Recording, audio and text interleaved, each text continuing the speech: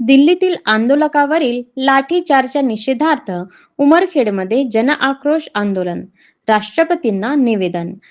दिल्ली येथे शांततापूर्ण मार्गाने आंदोलन करणाऱ्या विद्यार्थी व आंदोलकांवर झालेल्या कथित पोलीस लाठीचार्जच्या निषेधार्थ उमरखेड येथे विविध सामाजिक व राजकीय संघटनांच्या वतीने जनआक्रोश धरणे आंदोलन करण्यात आले. यानंतर उपविभागीय पोलीस अधिकारी यांच्या मार्फत राष्ट्रपतींना विविध मागण्यांचे निवेदन सादर करण्यात आले.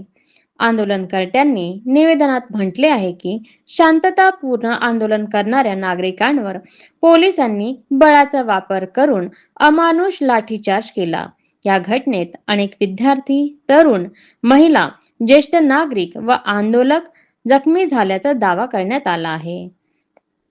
ही कारवाई लोकशाही मूल्यांना बाधा पोहोचवणारी असून अभिव्यक्ती स्वातंत्र्यावर आघात करणारी असल्याचे आंदोलनकर्त्यांनी नमूद केले. निवेदनाद्वारे लाठीचार्जचे आदेश देणाऱ्या संबंधित वरिष्ठ अधिकाऱ्यांसह दोषी पोलीस कर्मचाऱ्यांची निष्पक्ष चौकशी करून त्यांच्यावर कठोर कायदेशीर कारवाई करण्यात यावी. दोषी पोलिसांना तात्काळ निलंबित करावे. भविष्यात शांततापूर्ण आंदोलनांवर अशा प्रकारे बळाचा वापर होणार नाही याची शासनाने हमी द्यावी. तसेच जखमी नागरिकांना तातडीने वैद्यकीय उपचार व योग्य आर्थिक मदत उपलब्ध करून द्यावी अशा प्रमुख मागण्या करण्यात आल्या.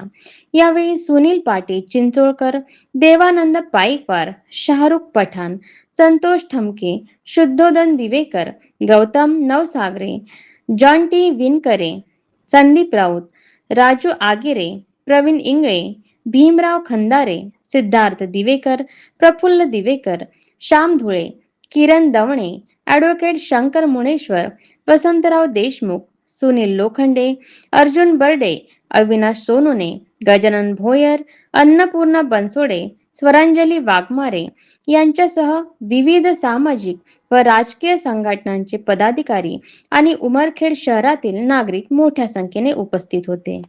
यांनी सरकारचे मनसुबे आणि त्यांची नियती या संदर्भामध्ये सखोल आपल्याला विस्तृत माहिती दिलेली आहे आणि आपण सोशल मीडियाच्या माध्यमावर पाहत आहात की दिल्लीमध्ये अनेक दिवसापासून जे आंदोलन चालू आहे, शांतताप्रिय आंदोलन चालू असताना सुद्धा कुठेतरी एक दडपशाही आणि हुकुमशाहीच्या अनुषंगाने तिथे अमानुष लाठीचार्ज करण्यात आलेला आहे. तो कुठल्याही पद्धतीने लोकशाहीला मारक असा आहे आणि यामध्ये जे 20 विद्यार्थ्यांचा त्यांना जीव गमवावा लागला त्यांच्याबद्दल मी श्रद्धांजली वाहतो आणि त्यांना न्याय मिळण्यासाठी धर्मेंद्र प्रधान यांनी राजीनामा द्यावा ही आम्ही सर्वांची ठाम भूमिका आहे आणि या संदर्भात शासनाने उडवाउडवीची उत्तरं किंवा वेळ काढूपणा जर का केला तर हे आंदोलन अधिक तीव्र होऊन जन आंदोलनाचं स्वरूप आणि त्यामध्ये उमरखेडवासी सर्व त्यांच्या पाठीशी असतील असा आम्ही ठाम विश्वास व्यक्त करू.